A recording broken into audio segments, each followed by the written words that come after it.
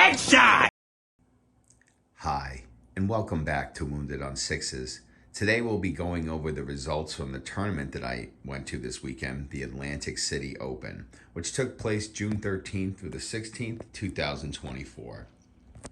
As you can see, and as you may be aware if you've been following my channel, I brought my Tau Empire Mont'ka list to the tournament, and I gotta say right off the bat, I had a lot of fun. Me and everybody on my team just had 8 great games while we were in Atlantic City for this tournament. So I want to thank all my opponents. Everybody was great. I had some really, really good games. So ultimately, I finished off the tournament 4-4. I finished as the 3rd best Tau player out of 9 at the tournament, and I finished in 100th place of 209 competitors. So overall, yeah, not the win that I was not expecting on getting, but definite improvement for me over my results from last year at ACO, which was my first actual competitive tournament ever, where I went 2-4. It was 6 rounds then, it's 8 rounds now. So a 4-4 result is great. I had some really good games. I had some good matchups, I had some bad matchups, and I'm gonna go over each one of them.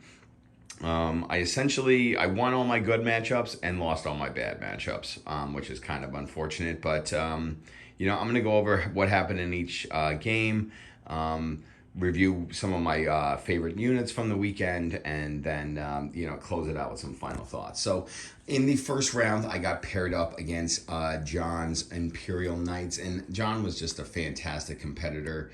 And a great guy who kept checking in on me every round after that. John, if you're watching, big ups to you, buddy. Just an awesome all-around guy. Definitely not favored against Imperial Knights. They have a lot of wounds. They have a lot of high toughness. And they have a lot of big knights that can just kind of turn on 4-up invols when they need to. So that can be really difficult for us to deal with. I ended up going first in that matchup, and kind of played a little aggressively, even though I kind of drew some really bad secondaries for my tactical secondary missions. So that was definitely a mistake. Always the first game of the day is usually like the one where I'm opt to make the most amount of mistakes, but I ended up keeping the game fairly close. He had a Cerastus Knight that I took down, a couple of Armigers that I was able to take down, but the Warglaives with those Demon Breaths, or those Thermal Lance Spears, basically kind of like the Demon Breath melt on a War Dog Brigand, just can really go ahead and melt my armor. And although we took down his big Cerastus Knight, it just wasn't enough. And we ended up losing a really close match. I believe it was like 85-75 or 81-75. So very, very close, although I did take the loss. Knights are, like I said, difficult because of their high toughness and because of they have just a way to turn on invols, especially on their larger knights. And again, there's nothing we can do against those larger knights in melee. So I never played knights before. I feel like it was a game that I could have won despite it not being a great matchup. And again, like I said, if I probably would have played a little bit cagier rounds 1 and round 2, and maybe even drew a better secondary or 2, we may have been able to pull this game out, but unfortunately we did not. So moving on to round 2, I got paired up into Necrons, Canoptic Court Necrons, and my competitor Paul really knew how to play them very well. This is a very, very bad matchup for Tau. The Canoptic Court Necrons are difficult. If you are not able to screen them out from deploying in infiltrating positions with their wraiths, you will not be able to get rid of those wraiths. They start, a 6-man unit of wraiths will start in the middle of the board and just move into your deployment zone. Tau just do not have what it takes to handle these units because they have a 4-up invul and a 4-up film of pain. It is like shooting into the air. Not to mention that they can then regenerate anything that you don't kill. I think that I shot at wraiths the entire game, and I think of a unit of 6, I killed 4, and they brought back 3 of them. So it is a matchup of futility to try to take out these wraiths. And I tried with many different units, the Riptides, the Crisis Suits, and we were just not able to get anything done against the Canoptic Court Necrons. It is an extremely difficult matchup for Tau. And again, my opponent Paul really knew how to play it well, and I ended up losing this one big. I believe it was 90 to 27. Just couldn't get out of my deployment zone. Couldn't do anything about the wraiths. I think maybe I blew up one Doomstalker, and that was it. Paul had a couple of Score Pack Destroyers and Ophidian Destroyers. Those are pretty easy for us to deal with. But the wraiths with the 4 Pinball and the 4 Philmopain that start in the middle of the board, very, very difficult for Tau to deal with. Gonna probably put out a video sometime this week to go over what I think we can do about the Canoptic Court Necron matchup and even the Orc matchup as well. I have some ideas, so we'll be putting those out soon. But essentially, yeah, we couldn't do anything, and then once they can get into our deployment zone, they can basically just cycle tag us with charges to keep us from being able to shoot out of combat with our breacher teams, and it just snowballs from there. So starting off the tournament on day 1, I'm 0-2, not looking good, and I get paired into a matchup I know is good for me, and that's into Grey Knights. So I got paired into Grey Knights turn 3, or round 3, and it was not the most meta Grey Knights army. Excellent opponent, had been collecting Warhammer for 30 years, he told me, and was bringing a very fluffy Grey Knights list. It only had one Grandmaster Nemesis Dread Knight, no other Dread Knights, a couple of Paladins, a Terminator squad, and some Inceptors, as well as a few Assassinorum characters. I know from playing this matchup previously that once their uppy-downy shenanigans stop, they just do not have the strength on their weapons to do anything about our tanks, particularly our Hammerheads and our Riptides. So with this match, I tended to get very aggressive with the Riptides because I know that there's not much they can do with them unless they get into combat with them, which is something I was not going to allow to happen. The Hammerheads were great because I used them to pop his Land Raider right away. So by turn 2, his Land Raider and his Grandmaster Nemesis Dread Knight were dead. So all of his big anti-tank threats out of the way, I was able to then use my Crisis Suits in such a way that I was scoring points in the corners, scoring points in his deployment zone, and basically keeping him off the whole game. I ended up winning this game 85 to 41. It was 51. I felt good after day 3 going 1-2. Again, Grey Knights, great matchup for Tau, so I was really happy to pull it, and I know that it's really good for us, so I went with that. Moving on to day 2, round 4, I got paired up into Thousand Sons, a great opponent of mine there, who said that he had not played against Tau ever, which to me is music to my ears because what I've noticed is most players who run into Tau for the first time just go on the rumor that they hear that, oh, Tau shooting is super oppressive, hide. And that's exactly what my opponent did. Although he had Magnus, although he had Aramon, although he had a couple of units of Rubrics and a big unit of Zangor, he just didn't really leave his deployment zone for a long time and allowed me to just score points over and over and over again. So I kind of jumped ahead on primary, killed the cultist that he had out in the middle of the battlefield, was able to score enough primary every turn to keep myself ahead of him, and he mostly just hid in his backfield. Eventually, by turn 3, turn 4, he realized that I was more than happy to sit back and just score points. He tried to come out with his Mutilex Vortex Beast, which I popped with a Hammerhead and the Riptide with the Ion Cannon right away because I knew that was a threat. And the only other big threat that he had was Magnus. Now, he was able to destroy a lot of things with Magnus, but I basically, once I established on my left flank in my natural expansion a good foothold, and there was no, we were playing the mission where there's no objective marker in the middle.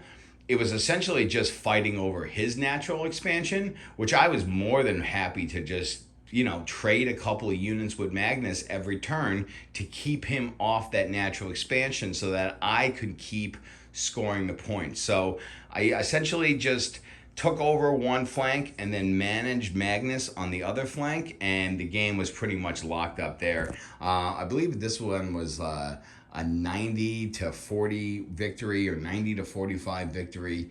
And after 4 rounds of Warhammer, we are now 2-2. So this was a tough matchup, but ultimately I think my opponent's inexperience against Tau helped me greatly. And again, really with this matchup, either you try to focus down Magnus or you just ignore him. If you can get ahead on primary, you just ignore him and just feed him a couple of units for him to kill and for him to move block him and to keep him from getting into your objective zone. After we finished off our matchup with the Thousand Suns, we moved on to a pure CSM army. The gentleman was playing the Vastor detachment, so he had a lot of vehicles, a bunch of Mauler Fiends, a bunch of Warp Spiders. He had a unit of Raptors. I believe he also had a Demon Prince, if I'm not mistaken, and a couple other units like Cultists and stuff like that. But to me, this is also a very good matchup for Tau. The CSM don't really have a lot of high power shooting, and that's kind of what we focused down right away. I went for all the Mauler Fiends and Forge Fiends to take them out. And although this was a pretty hard fought victory, ultimately the Mont'ka Tau was able to overcome the Vastor shooting. And my opponent also failed a lot of his Dark Pack test, which caused him, especially toward the end of the game, to lose a lot of models to his own attrition, which was really nice. And then ultimately, we just were able to take out all of the big units so that when his Raptors or Warp Talons finally came into the battle, there wasn't really much for them to support, and we were able to focus them down with our Fire Knives, which helped immensely. So this game was a little bit larger victory for us. I believe it was something like an 85-35, 85-40 victory here over CSM. So now after 5 rounds, we're now 3-2, and I'm feeling really good now that I've won 3 in a row. I've had 3 good matchups, and I've won all 3 matchups. And of course, in round 6, I get paired up against Canoptic Court Necrons. Having my experience in round 2 against Paul's list, I knew that I was definitely not favored in this matchup, and this list that I fought this time was even worse. Although it only had 2 units of 6 rates, it also had the Silent King, which allowed him to get all kinds of buffs on his Doomstalker. And again, the Silent King is just like 26 wounds or something like that, with like a 3-up save. It's kind of impossible to shoot him down. And this matchup went even more poorly for me, to the point that I ended up conceding in round 2 with Wraiths just being in my backfield and not coming out. My opponent was kind enough to score me 40 points for my consolation, and the final score was 100-40 Necrons win. And I finished out day 2 3-3. So at this point, I was feeling like, well, as long as I can avoid Necrons, I'd be fine. I was also thinking, wow, I haven't seen a single Orc in the last 2 days. So going into round 3, I didn't know what to expect, but really wanted to try to finish out, in the plus win column. For round 7, I got paired into Eldar. Eldar is a slightly favored matchup for us, but I knew that my opponent was a pretty slick player. There was a mistake in the tabulation where when I got paired against him, our records were even, but then his record changed to give him a win. So actually he was a 4-2 and I was a 3-3 when we were playing. Didn't matter. It ended up being a slight Tau victory. I believe it was 90-81. my opponent made a couple of mistakes. He brought his falcons out and then forgot to fire and fade them. So the next turn they got popped by the hammerheads.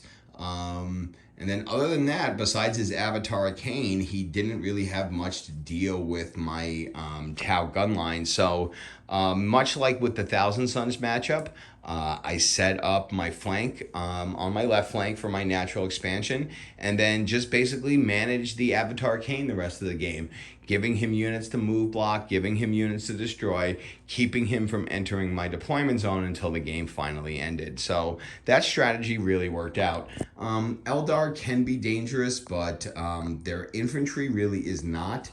Yeah, he had a couple of Harlequin troops to try to do some devastating wounds to my Riptide, but ultimately he only got a couple of wounds in, and then the Riptide proceeded to fall back and wipe them out. So it's a tough matchup for Eldar, especially if you can take out their heavy firepower early and you can manage those impossible to kill characters like the Avatar Arcane. So going after round 7, I'm now 4-3, looking to finish the tournament strong, and I get paired into Bully Boy Orcs.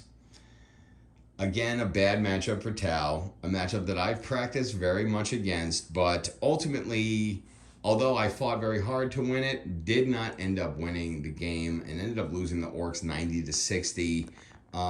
I started off really strong. I was able to pop a battle wagon with a hammerhead in his deployment zone, and then managed to finish off all the knobs that fell out of the battle wagon turn 1. However, turn 2, the WOG got called, and he was able to get a ton of orcs into me quickly, which pushed me back into my deployment zone. Although I had done a good job of wiping out most of his tanks at the end of it, especially with an Overwatch from my Sunforge units on his second battle wagon that killed it in his movement phase. Ultimately, I was not able to get back on primary in time, which is kind of what happens. Like, you can kill the entire orc army and still be down because they just keep you off primary for the first 3 turns, particularly during the WA, essentially bullying you off the primary with their bully boys. So ultimately, I was not able to bring in a victory against the orcs. So I ultimately ended the tournament 4-4. But it was a great experience. I had a lot of fun, and again, I won all the matchups I was supposed to, and ended up not being able to pull out any of the matchups that I'm not great against. So, units that performed really well, the Riptides, I mean, they're great. The one with the ion cannon is probably did better than the one with the burst cannon, although the burst cannon did have a couple of attacks where like it would wipe out half a unit, especially if it was small or light to medium infantry. It was super helpful. The hammerheads were a little bit more hit and miss than they normally are. There were times where like the hammerheads would just delete things, and there were other times where like literally I rolled ones even with my reroll, just 1 into 1, and they didn't do anything. But they were very scary, and for the most part they killed what they needed to. The Ghost Kill was pretty good. Ghost Kills are great against inexperienced players. They're not as good against experienced players because experienced players kind of know what the Ghost Kill does. But ultimately, it's a good unit to have. It might be a unit that I think about using as a buffer to the Canoptic Court matchup. We will see. Maybe just starting it in the middle of the board as a sacrificial lamb to keep Necrons off of us in our deployment zone so that we can get set up. The Crisis suits were okay. I noticed that there was an issue with the Sunforge, like I have been seeing, where you deploy them in the backfield and then you don't have anything to guide them into their target. And those 4-ups can be really swingy to hit. So they had that one good Overwatch against the Bully Boys Orc Truck, which was really nice. But ultimately, and they did help take down the Cerastus Knight in round 1. But ultimately, I was a little disappointed with how well the Sunforge did. The Fire Knives were okay. They did good against the Bullies Boys matchup. They did their job there. They definitely are effective into that matchup. But I found them ineffective against like things like CSM and stuff because the 1 AP isn't that great, although they tended to be a focus fire stratagem target for me all the time. The stars of this tournament were these piranhas. They were fantastic. I used my feed 'em fish strategy where I would put my piranhas out into the middle of the board, let their unit destroy them, and then tag that unit with pinpoint counteroffensive to get it off the board the next turn. These were also great for move blocking. They were great for taking the point early. I think I may have gotten 1 or 2 battle shocks off with their harassing drone ability too. Piranhas are really good, guys. 55 points. If they get destroyed in Mont'ka, you pinpoint counteroffensive, the one that hurt you, and then you just wreck them the next turn. Very, very, very good unit. The Breacher Fish, Devilfish, they did their job. They would come in, they'd pull you off an objective, they'd wipe out what was ever there, and then usually get wiped out the next turn. They don't have the combat embarkation stratagem that Kayun does, which is really good for keeping them alive because you could run out, take a point, and then in the next turn when they're charged, jump back into the Devilfish and really get the full benefit of their -1 to wound and shooting ability too. Unfortunately, that didn't really work. So while they're decent and they're good, and against certain things, they can be really fantastic. Ultimately, there's certain matchups where that, you know, -1 damage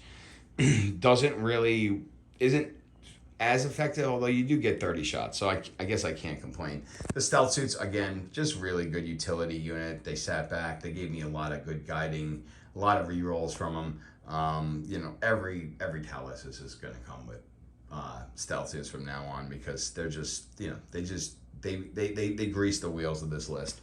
So ultimately, this is I want to say this is definitely a competitive Tal list. I'm not really sure what changes I want to make to it. I do have an RTT coming up next weekend. Just a 3-round RTT locally. I may bring this list. I'm also working on a Kayun list right now. That I may bring to this tournament next weekend. I'm hoping to have a video on that new Kayun list that I'm working on soon for you guys. I also am going to be, you know, trying the Retaliation Cadre list as well. We're also going to be having some other content. There's going to be a data slate release sometime this week or next week. So we may see some new rules for AdMech. So we may see a couple of Adeptus Mechanicus lists coming out for Wounded on Sixes. We may be seeing some new rules for Death Guard. So we may also see some new Death Guard lists as well. I may put out another video as well going over any matchups people want a full breakdown on. So if there's a full, if you want a breakdown of one of the matchups that I've talked about and you want a video, please just go ahead and put it in the comments. If I get enough, I'll definitely put out a video breaking down these matchups a little bit more. If you know, it'd be my pleasure to get down into the nitty-gritty of them. But yeah, we got a lot coming up, a lot more to do. Like I said, I'll probably also put out a video about how the rest of Team Wounded on Sixes did at ACO. So yeah, we have a lot of content coming out. I appreciate everybody being patient with me. I wanted to get this out sooner, but I just didn't have a voice after 8 rounds of Warhammer. You know, it's a lot of talking things out with people, but if you've not gone to a GT, I highly recommend the Frontline Gaming Open Series. They ran a great event, and I had a lot of fun and made a lot of great friends and ran into a lot of people that I ran into there last year. So I highly recommend going to a GT if you never have been. And I want to thank you again for tuning in to Wounded on Sixes, and we'll talk to you next time.